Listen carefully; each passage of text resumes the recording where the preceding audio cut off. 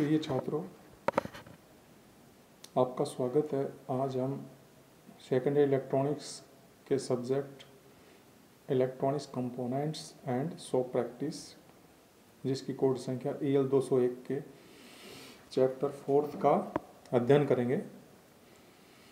Chapter 4 है soldering and D soldering, यानी हमें इसके अंदर सोल्डरिंग प्रोसेस क्या होती है उसके बारे में जानेंगे और डी सोल्डरिंग प्रोसेस क्या होती है उसके बारे में जानेंगे।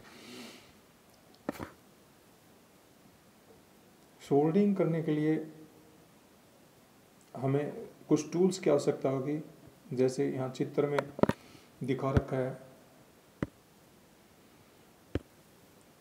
सोल्डरिंग आयरन की आवश्यकता होती है या सोल्डरिंग मशीन की आवश्यकता होती है। इसी को सोल्डरिंग रोड भी कहते हैं, ये जो चित्र में दिखा रखा है। साथ ही इसमें फ्लक्स की आवश्यकता होती है।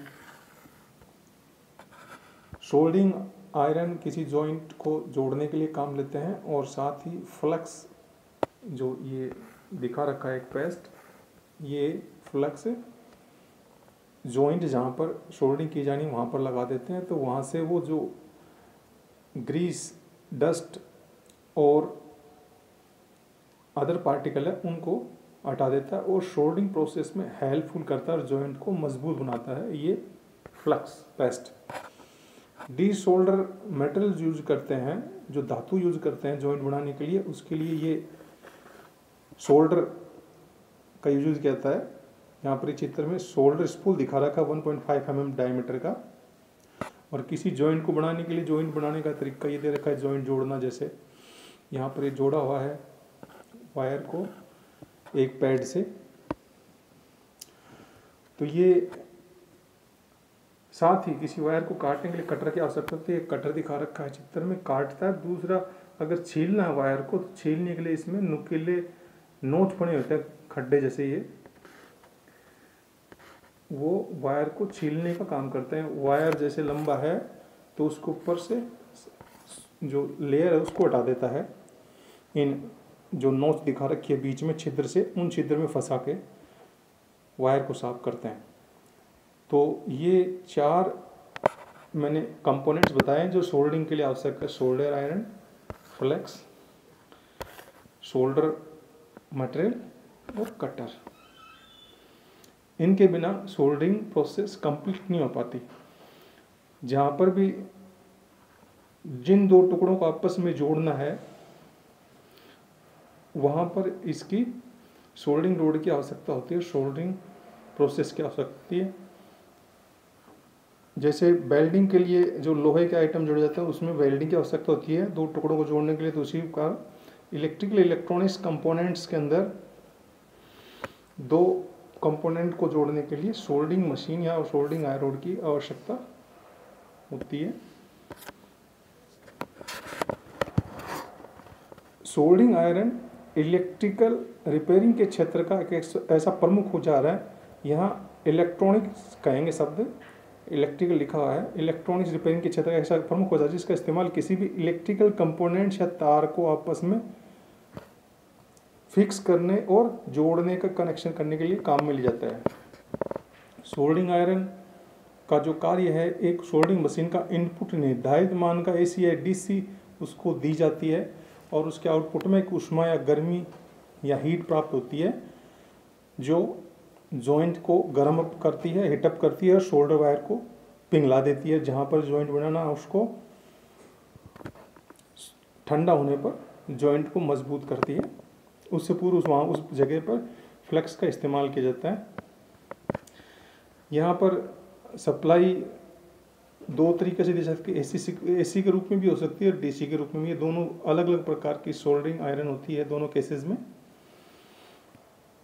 यहाँ पर जो सोल्डरिंग आयरन है उसकी बिट गर्म होती है, उस बिट गर्म होने से सोल्डर मेटल पिघलता है, और वायर, सोल्डरिंग वायर या रांगा पिघल कर उस सर्किट के जॉइंट पर सोल्डरिंग बनाने का काम करता है, यानी जॉइंट मजबूत बनाता है, दोनों को जोड़ता है। सोल्डरिंग की जो आयरन है वो 2 प्रकार की बताई गई है, AC सोल्डरिंग आयरन और DC सोल्डरिंग आयरन। सामान्यतः हम AC सोल्डरिंग आयरन का यूज करते हैं। उसमें सिंपल जो एसी सप्लाई आ रही है बोर्ड में उससे अटैच कर देते हैं आयरन रोड को, और 220 वोल्ट एसी उस पर पहुंचती है। मैकेनिकल लोग ज़्यादातर इसी सोल्डर मशीन का इस्तेमाल करते हैं। ये विभिन्न वाट के रूप में ऐसी सोल्डरिंग मार्केट में उपलब्ध होती है। बड़े बड़े इलेक्ट्रिकल सर्किट जैसे टीवी के सर्किट्स, डीवीडी के circuit, stabiliser circuit, UPS circuits इत्यादि पर सोल्डरिंग करने के लिए सोल्डरिंग वायर की ज़्यादा खपत होती है। ऐसे सर्किट पर सोल्डरिंग का काम करने के लिए ज़्यादातर मैकेनिक 35 वाट सोल्डरिंग आयरन, 65 वाट 100 वाट आयरन का इस्तेमाल करते हैं। पर छोटे और पतले सर्किट जैसे मोबाइल है, यूएसबी किट है, डीवीडी का वीडियो बोर्ड इत्यादि पर सोल्डरिंग करने के लिए कम मात्रा में सोल्डर वायर की खपत होती है। इसलिए ऐसे सर्किट पर सोल्डरिंग का काम करने के लिए न्यूनतम वाट के सोल्डरिंग आयरन का इस्तेमाल किया जाता है। जो आगे बता रखा है 5 वाट, 8 वाट, 10 वाट है, 100 नहीं है, यानी 5, 8, 10, 15, 20 और 25 वाट तक का सोल्डरिंग आयरन का यूज होता है। डीसी सोल्डरिंग आयरन के लिए 12 वोल्ट डीसी का इस्तेमाल किया जाता है। इसमें डायरेक्ट अटैच होता है डीसी बैटरी, जो जहाँ पर कम काम होता है मैकेनिक का वहाँ डीसी सोल्डरिंग मशीन का उपयोग होता है। रिपेयरिंग के जो मोबाइल रिपेयरिंग काम हो उसमें 5 वोल्ट डीसी सोल्डरिंग आयरन का इस्तेमाल किया जाता है। एसी सोल्डरिंग आयरन हो या डीसी सोल्डरिंग आयरन, सभी में एक समान पार्ट्स लगाए होते हैं। नीचे हम एक सामान्य सोल्डरिंग मशीन में इस्तेमाल किए जाने वाले सोल्डरिंग आयरन पार्ट्स के बारे में बात करेंगे, यानी इनके कौन कौन से पार्ट्स है उसके बाद पर जानेंगे। सोल्डरिंग मशीन का जो पावर कोड होता है वो पावर सप्लाई से जुड़ा होता है। असल में वायर होता है, टू वायर होते हैं जो प्लग के द्वारा सप्लाई बोर्ड से कनेक्ट होते हैं। डीसी सोल्डरिंग मशीन के पावर कोड में डीसी सर्किट सॉकेट पिन लगी होती है। सोल्डरिंग मशीन का हैंडल है, उसमें एक कोयल लगी होती है जो गर्म होती है जब उसमें करंट बहता है, और उसकी गर्माहट से सोल्डरिंग का बिट और बॉडी दोनों गर्म हो जाता है, जिसे पकड़ना असंभव होता है। इसलिए उसके ऊपर सोल्डरिंग करते समय आयरन को हाथ में पकड़ने के स्थान पर प्लास्टिक या लकड़ी का हैंडल उस पर लगा दिया जाता है, जो गर्माहट से हाथ को बचाव करता है। सोल्डरिंग आयरन बिट जो तीसरा पार्ट है इसका,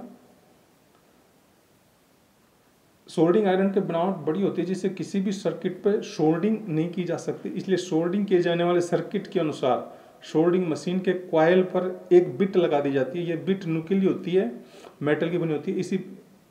इसी बिट की नोक पर सोल्डरिंग वायर पिघलाकर सोल्डरिंग का काम किया जाता है।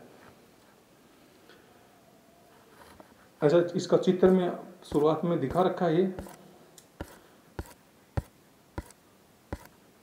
ये जो चित्र दे रखा है इसमें ये पीछे वाला जो पार्ट है वायर का, ये पावर कोड है। यहाँ पर ये हैंडल है, वुडन का बना होता है, प्लास्टिक का, और ये आगे सामने फ्रंट पे दिख रही है नुकीली सी धातु की टिप, वो असल में बिट होती है जो गर्म होती है। और कोयल इसके यहाँ पर रखी होती है इस वेंट बीच वाले पार्ट में, जो इस बिट को, सामने वाली बिट को गर्म करती है, टप करती है।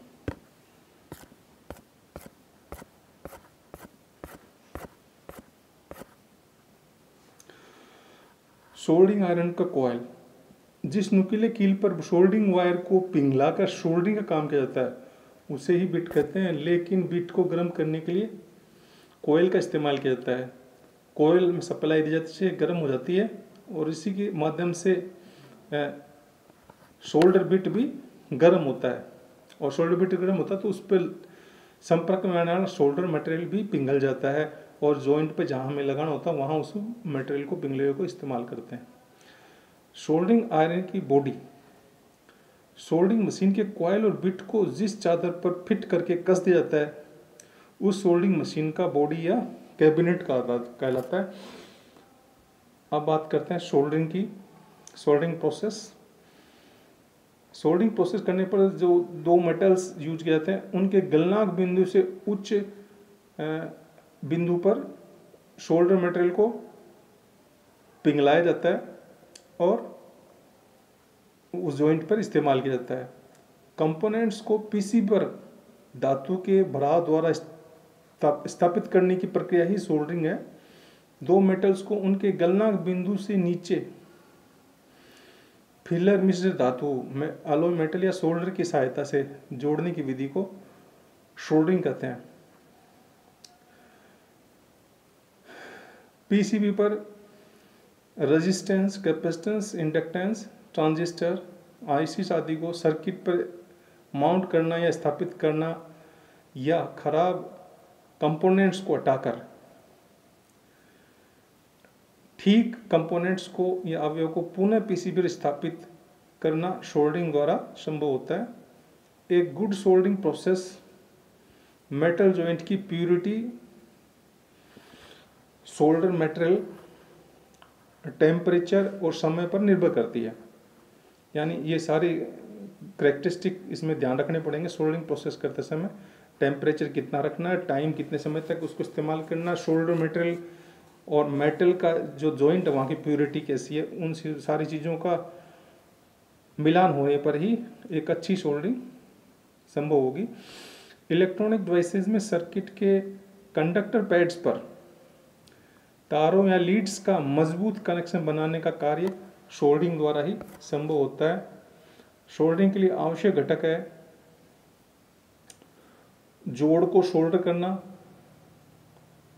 पहला, इसके लिए सोल्डर मेटेरियल चयन कर तैयार करना होता है तथा जॉइंट की जाने वाली सतह को साफ करना होता है, जिसके लिए फ्लक्स का इस्तेमाल किया जाता है और ब्लेड से भी उसको साफ किया जाता है पहले फ्लक्स लगाने से पूर्व। फ्लक्स सहित सोल्डर मेटेरियल को जॉइंट पर कम से कम समय के लिए लगाना होता है। अगर ज़्यादा समय तक लगाते हैं तो वो जॉइंट प्रॉपर नहीं बन पाता, इसलिए कम समय के लिए ही आयरन रोड को वहाँ पर जॉइंट पर इस्तेमाल करते हैं। सोल्डरिंग के समय और तापमान का विशिष्ट गुण को भी ध्यान रखना होता है। वर्क पीस जॉइंट का जो तापक्रम उसको नियंत्रित करने होते हैं और सोल्डरिंग करने के समय को कंट्रोल करने होते हैं।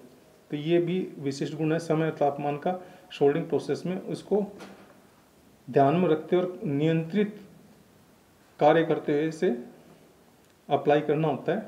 उपरोक्त दोनों गुणों का निर्धारण ही परफेक्ट सोल्डर जॉइंट बनाने पर योगदान करता है। उपरोक्त के अभाव में जॉइंट क्षतिग्रस्त भी हो सकता है, यानी खराब सोल्डरिंग जॉइंट बनेगा। तीसरा है सोल्डरिंग के चरण, यानी सोल्डरिंग करते समय कितने चरण से गुजरती है। सोल्डरिंग मेटल चेयर करना होता है और उसको तैयार करना होता है। सोल्डर मेटल का वो पूरा स्पूल आता है, गट्टा आता है, उसमें से वायर को काट के इस्तेमाल कर सकते हैं सोल्डर मेटल के रूप में। जॉइंट प्लेस को साफ करना होता है ब्लेड द्वारा, फ्लक्स द्वारा, जिससे सारा गंदगी और कचरा वहाँ से हट जाए। फ्लक्स डबल काम करता है, एक तो एंटीऑक्सीडेंट का काम करता है, दूसरा सोल्डरिंग में हेल्पफुल है, जॉइंट को मजबूत बनाता है और साथ ही कचरा या डस्ट वगैरह उसको रिमूव कर देता है, ग्रीस आदि को।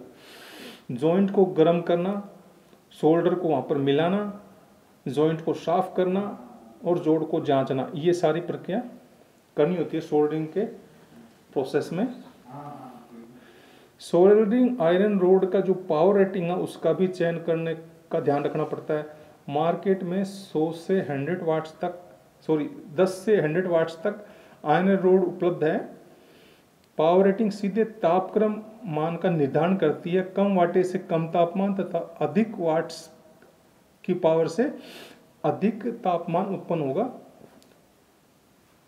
पावर वाट का निर्धारण निम्नानुसार कर सकते हैं। उस ताप के प्रति संवेदनशील कंपोनेंट्स जैसे लग बोर्ड्स है, टैग बोर्ड्स हैं हेतु 25 से 60 वाट्स की आयरन रोड का यूज करते हैं, जबकि पीसीबी पर सोल्डरिंग के लिए 10 से 25 वाट आयरन रोड यूज की जाती है, जहां पर diode, transistor, ICs, resistance, capacitor आदि का सोल्डरिंग करनी होती है। सोल्डरिंग आयरन रोड की टिप का चयन, इसका निर्धारण निम्नानुसार करते हैं। टिप फ्लक्स का एरिया डायरेक्टली प्रोपोर्शनल है शोल्डर जॉइंट पीस एरिया के, यानी जो टिप यूज होगी वो जहां पर जॉइंट बना जॉइंट की साइज के ऊपर निर्भर करेगी। टिप पीस पर्याप्त बड़ी लंबाई का होना चाहिए ताकि जॉइंट पर सरलता से पहुंच सके। अगर टिप छोटा होगा तो जहां पर फिटिंग की जानी है कंपोनेंट्स की, वहाँ तक वो टिप पहुँच नहीं पाएगा, इसलिए उसकी लंबाई बड़ी होनी चाहिए। टिप शेप का जो चयन है, निर्धारण है, वो कार्य के आधार पे होता है। जैसे सोल्डर कार्य का प्रकार है, वायर को सोल्डरिंग करनी है, रेजिस्टेंस को सोल्डरिंग करनी है, लग या टैक्स को सोल्डरिंग करनी है, उसके लिए चीजल टाइप या छेनी जैसी शेप का टिप का इस्तेमाल किया जाता है। बोर्ड पर निष्क्रिय घटक होते हैं, उसके लिए कोई भी टिप चल सकती है। लग बोर्ड एंड पीसीबी पर और आईसी के अतिरिक्त सभी अवयवों का पीसीबी पर लगाने के लिए बेवल टिप, एक तरफ से तिरछी टिप जैसा चित्र में रखा है, उसका इस्तेमाल किया जाता है। यहाँ पर ये कट है, ये बेवल शेप है, ये यहाँ पर ये जो शेप है ये चीजल शेप है, और कॉनिकल नुकीला शेप है, यहाँ जब पेंसिल की जैसी शेप होती है कॉनिकल शेप, ये खास तौर से पीसीबी पर आईसी को फिट करने के लिए यूज करते हैं।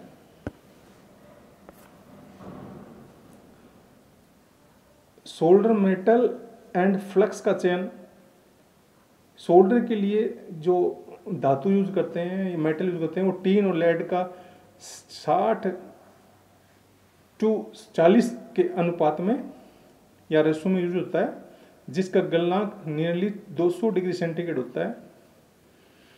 यानी ये दो धातुएं यूज होती हैं सोल्डर के रूप में, टीन लेड का मिक्सचर। यहाँ पर ये चित्र में इसका टीन लेड का एक डायग्राम दे रखा है, जिसमें मिक्सचर का फेस डायग्राम। इसमें देख रहे हैं, देखो ये नीचे वाला ये वाला हिस्सा पूरा सॉलिड लेड और सॉलिड टीन का बना होता है जब टेम्परेचर 183 डिग्री सेंटीग्रेड है। और साथ ही हम देख रहे हैं टीन लेड का जो मात्रा है वो यहाँ से 0% है, यहाँ पर 62% है, और यहाँ पर 100% है। जबकि लेड की मात्रा शुरुआत में 100 है, फिर यहाँ पर 38 है। यानी इस पॉइंट पे, ऑक्टेक्टिव पॉइंट पे 62, 38, 62 और 38 का मिक्सचर है टीन लेड का। और जहाँ टीन 100% है वहाँ लेड 0%। तो ये एक सबसे इम्पोर्टेंट पॉइंट है यहाँ पर, ये वाला जो सबसे नीचा गलनांक बिंदु है, यानी 183 डिग्री सेंटीग्रेड, जहाँ पर टीन और लेड की मात्रा अगर 62 और 38% रखी जाती है, 65% टीन और लेड 38%, तो ये 183 डिग्री सेंटीग्रेड से पिघला रूप से डायरेक्ट ये सॉलिड में कन्वर्ट हो जाता है और जॉइंट बनना संभव होता है। जबकि अगर इनकी जो रेशो है अलग अलग होगा, 62 से 38 से अलग हटके रेशो होगा, तो मोल्टन शेप से यानी पिघले शेप से सॉलिड रूप में आने में उसको टेम्परेचर हाई की जरूरत होगी। जैसे यहाँ पर दिखा रखा है, इस साइड में 321 डिग्री सेंटीग्रेड गलनांक बिंदु होगा लेड का, अगर टीन की मात्रा 0% और लेड की 100% हो, और इधर 232 डिग्री सेंटीग्रेड गलनांक बिंदु होगा, जहाँ पर सीएस मोल्टन या द्रव रूप से सॉलिड रूप में कन्वर्ट होगा, और यहाँ पर टीन की मात्रा को 100 और लेड होगा 0%। तो यानी इस डायग्राम से देखने से हमें पता चलता है कि 62 और 38% का जो रेशो है टीन लेड का, वहाँ पर निम्न टेम्परेचर होता है 183 डिग्री सेंटीग्रेड, 183 डिग्री सेंटीग्रेड, जिस पर इजीली लिक्विड से सॉलिड फेस में कन्वर्ट हो जाता है, और मोल्टन स्टेज यानी प्लास्टिक स्टेज से गुजरना नहीं होता सोल्डर मेटेरियल को, और डायरेक्ट वो सॉलिड रूप में कन्वर्ट हो जाता है, लिक्विड से सॉलिड में कन्वर्ट हो जाता है, जिससे जॉइंट मजबूत बन जाता है। अगर वो चिपचिपा रहता, प्लास्टिसाइज होता है इस एरिया में, तो उसको सॉलिड होने में टाइम लगता है, यानी जॉइंट मजबूत नहीं बन पाता। तो ये जो पॉइंट है 183 डिग्री सेंटीग्रेड पे, जिस पर मात्रा टीन और लेड की, टीन है 62% और लेड है 38%, ये ऑक्टेक्टिव पॉइंट कहलाता है। ये क्रिटिकल पॉइंट है जहाँ पर ये रेशो रखते हैं, तो टीन लेड का जो द्रवित रूप है वो डायरेक्ट सॉलिड रूप में कन्वर्ट हो जाता है यहाँ पर, और जॉइंट मजबूत बनता है। तो ये गलनांक बिंदु का प्रभाव और उनकी परसेंटेज का प्रभाव है टेन लेड की, तो ये ध्यान रखने की बात है।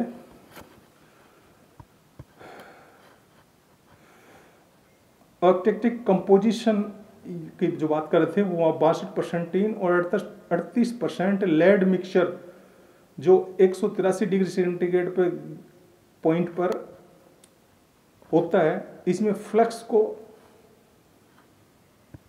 कंडक्टर की सतह से ऑक्साइड लेयर को हटाने हेतु प्रयोग करते हैं। यह हाइड्रोक्लोरिक एसिड, जिंक क्लोराइड और रोजिन से बना होता है, यानी फ्लक्स का निर्माण इन पदार्थों से किया जाता है। Also made from pine cans, flux heating process of effective कर शोल्डर जॉइंट को मजबूत बनाता है और फ्लक्स सतह की डस्ट को घोलकर या डट को घोलकर इसे हटा देता है।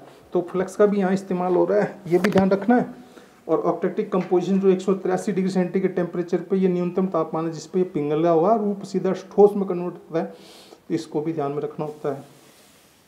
सोल्डिंग स्टैंड, सोल्डिंग आयरन तापमान को बनाए रखता है। स्टैंड आयरन रोड टिप ठंडा होने से बचाता है तथा टिप सीधा वर्किंग टेबल के संपर्क में भी नहीं आता, जिससे जलने का डर नहीं होता। स्टैंड के ऊपर टिप को रखा जाता है, सोल्डिंग आयरन की टिप को, ताकि टेबल या जो नीचे वर्क स्पेस है उससे टच ना हो टिप, जो कि गर्म होती है, इसलिए उसको स्टैंड पर रखा जाता है। स्टैंड लोहे का आयरन का बना होता है जिस पे इसको रख दिया जाता है। सोल्डरिंग कनेक्शंस के लिए सोल्डरिंग स्टेप्स, ये सबसे पहले है पीसीबी सरफेस को रगड़कर साफ करना। उसके लिए हम वूलन आयरन वूल का प्रयोग कर सकते हैं, यानी एक तरह से जो बर्तन साफ करने का जो गुच्छा आता है आयरन का, उसका इस्तेमाल कर पीसीबी को साफ कर सकते हैं, या फिर ब्लेड का इस्तेमाल करते हैं जिससे उसकी सतह पर डस्ट और अदर पार्टिकल जो चिपके हैं वो सारे साफ हो जाएं और चमकते रूप में कॉपर की जो सरफेस है वो पीसीबी पर दिखाई दे। फ्लक्स लगाकर जॉइंट की जाने वाली जगह की ऑक्साइड लेयर व गंदगी को हटा दिया जाता है, यानी फ्लक्स दोनों काम करता है, डस्ट और पार्टिकल जो चिपके उनको और ऑक्साइड लेयर को हटाता है, साथ ही सोल्डरिंग प्रोसेस में हीट को जॉइंट पे पास करने के लिए मदद करता है और जॉइंट को मजबूत बनाता है। तीसरा जो स्टेप है इसमें शोल्डर जॉइंट पर पिघलाकर शोल्डर ठंडा होने के लिए छोड़ दिया जाता है जॉइंट पर। शोल्डर ठोस होने पर चिकना व चमकीला गहरा रूप में दिखता है, जो कि एक बेस्ट सोल्डरिंग के रूप में मान सकते हैं। इस चित्र में जो दिया हुआ है नीचे चित्र, इसमें ये वायर के दो सिरे दे रखे हैं। यहाँ पर एक वायर का पॉइंट ये है, दूसरा ये टर्मिनल, और उस साथ ही सोल्डरिंग है, ये वाला ये सोल्डरिंग इससे टच कर रहा है वायर से, और साथ ही आयरन रोड इससे संपर्क करने की कोशिश की जा रही है यहाँ से, ताकि ये सोल्डर वायर पिघल के जॉइंट पर सोल्डर वायर से पिघल कर ये वायर के एंड सिरे पर जॉइंट बना सके। तो ये प्रोसेस बताई गई इसमें। साथ ही नीचे ये दूसरा दिखा रखा पीसीबी के ऊपर एक रेजिस्टेंस को कंपोनेंट को फिटिंग का, जिसमें ऊपर ये दो जॉइंट बनाए हुए हैं पिघला के सोल्डर आयरन रोड से। सोल्डर आयरन रोड को 45 डिग्री एंगल पे इन लीड कनेक्शन पर रखा जाता है ताकि सोल्डर बेहतर हो सके, और जैसे टच करने के बाद ऊपर ऐसे इस साइड में ऊपर उठा लिया जाता है टिप को, ताकि सोल्डर बेहतर बने। दूसरा चित्र ये सेम इसी चीज को यहाँ एक्सप्लेन किया गया है। बोर्ड साइड पर 45 डिग्री एंगल पे टिप को रखते हुए लीड से संपर्क बनाया जाता है और वहाँ पर शोल्डर टच किया जाता है और शोल्डर पिघल के इसके चारों तरफ एक गहरा बनाता है, तो बेहतर एक जॉइंट बनता है। आयरन को मुश्किल से 1 सेकंड के लिए टच किया जाता है, ज़्यादा समय के लिए इसको टच नहीं किया जाता, अदरवाइज हीट इसके अंदर से होती हुई सीधे इस कंपोनेंट में पहुंच जाएगी, कंपोनेंट की कैरेक्टरिस्टिक चेंज हो जाएगी और कंपोनेंट खराब हो जाएगा, इसलिए ज़्यादा समय तक इसको टच नहीं किया जाता, केवल 1 सेकंड के लिए टच किया टिप को लीड से और हटा लिया जाता है।